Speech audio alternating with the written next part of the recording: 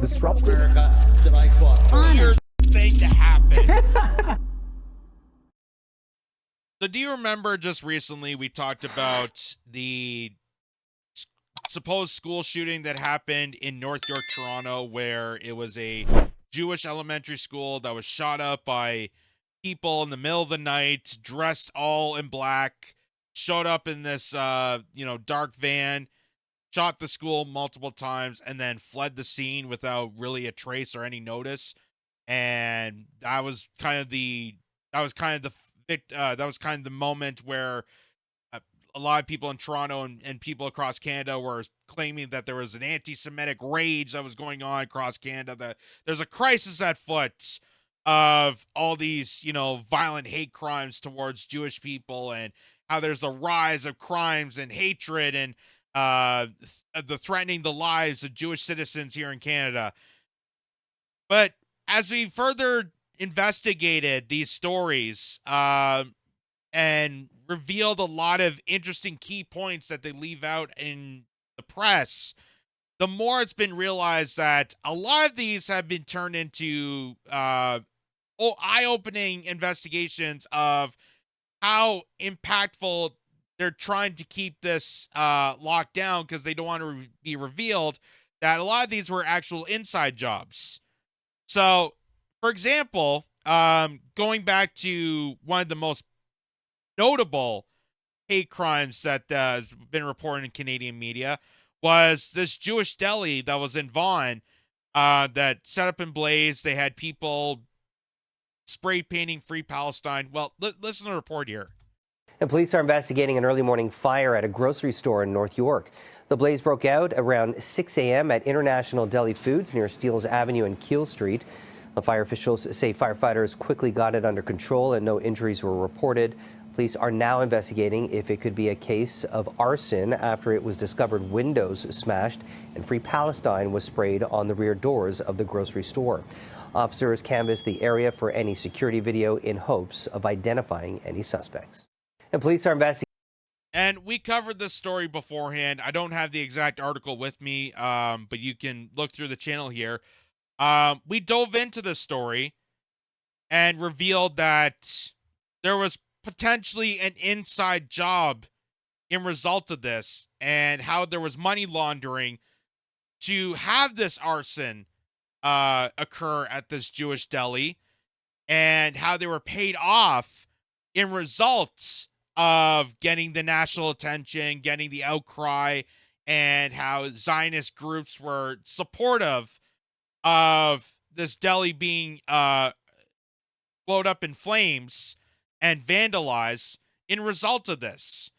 So there's a lot of interesting tells that they leave out of these stories in hindsight, to the fact that they want to propagandize and fearmonger and drive up more of this hatred, drive more of this separation of people in order to fuel the escalation of the genocide in Palestine. And in with that story and with the school shooting, now comes to this. And this is finally getting revealed. This is from the Toronto Sun, where a synagogue in Toronto was also met with a hate crime of being thrown up in flames. But an interesting key detail that they always leave out of the mainstream media that actually got reported by the cops, but they didn't want to say to the general public, was the person that set up that synagogue fire was actually a member of said synagogue. Believe it or not. So this says crime briefs. Toronto synagogue member accused of arson, plus man already in custody charged in retail robberies. This is from May 6th of this year.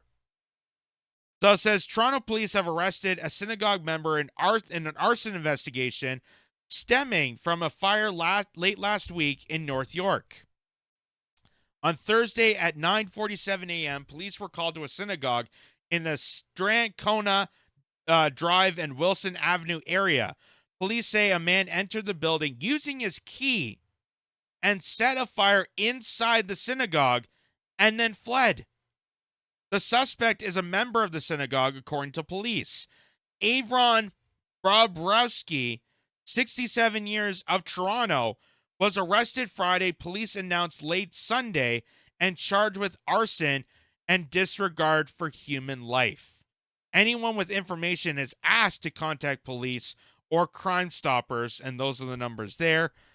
So isn't it kind of interesting that they don't reveal these key facts of these crimes, the key elements of these police reports in the mainstream media, as if they almost want to cover this up to promote some sort of biasy to protect a certain group, and then advocate that towards a general culture of saying that they're the victim of these hate crimes that are being committed by peaceful protesters. It almost seems like there's a conspiracy around that all these fueled hate crimes, this anti-Semitic wave that's taken a part of Canada, is actually a result of insiders infiltrating this to advance this psyops for people to play the victim card of anti-Semitism.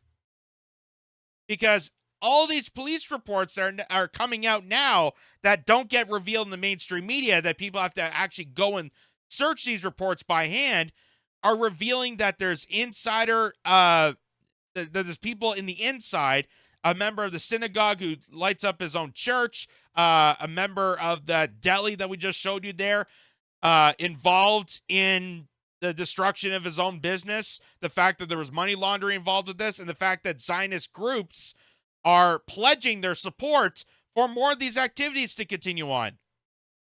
And we're seeing more and more of this escalating, trying to, again, go after the peaceful protesters that want to end this war. So it's fascinating that these are very, very key elements that are not being revealed that would pop the bubble of the biasy of trying to disseminate and discredit the peaceful Palestinian resistance against the Zionist wave in support of genocide.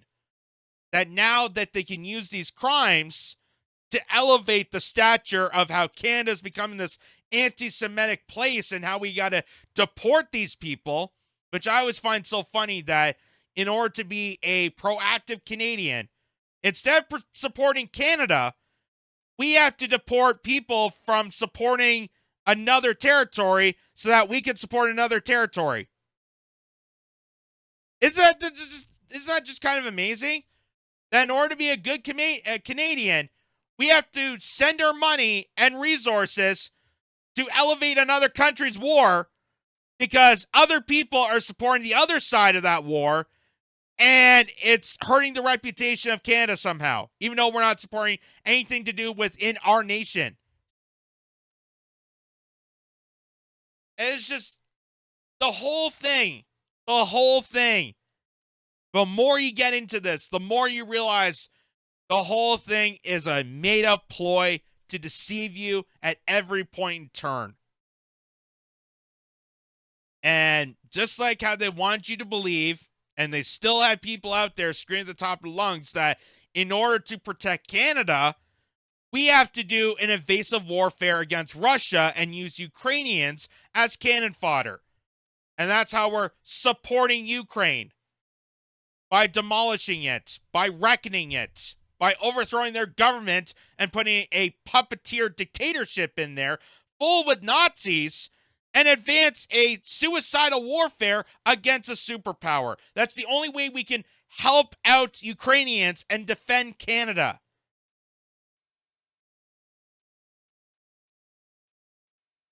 That's how you know all these wars are pretty much bullshit. That the only reason we're doing this horrific, attacks towards each other that just happens out of nowhere, and no one really goes to the bottom of this. No one ever points this out. Nobody actually does a full analysis of this purposely, is to, again, despise people and segregate them so that we're yelling and screaming and angry and to the point of being violent towards each other, so that we don't expose the criminal cabal that's allowing this to occur. That's really manufacturing these wars and aggression to purposely divide humanity, regardless of people's faith or religion or credence or race or any of that. Because before any of this happened, before, we even knew about October 7th or, Israel has been in war with Gaza since, 1940.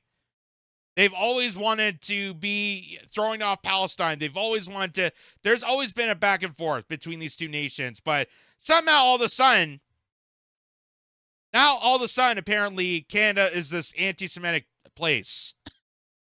Even though we don't talk about how the fact that Parliament applied a Nazi twice. That's apparently not part of the anti-Semitic wave trope that never gets mentioned in the mainstream hemisphere. Or the fact that, for years we sent German Nazis post-World War II over this country and advanced them with our technology and helped them assist us with our advancements of war. We don't mention about that either. But these crimes come about. They can use them purposely to manipulate people, to emotionally scar people, to terrorize people, to villainize people, and fearmonger for the advancements of war. So that's what it comes down to. And it's amazing that they're very, very key elements that purposely get left out from the media. Again, fearmonger and drive us into horrific warfare.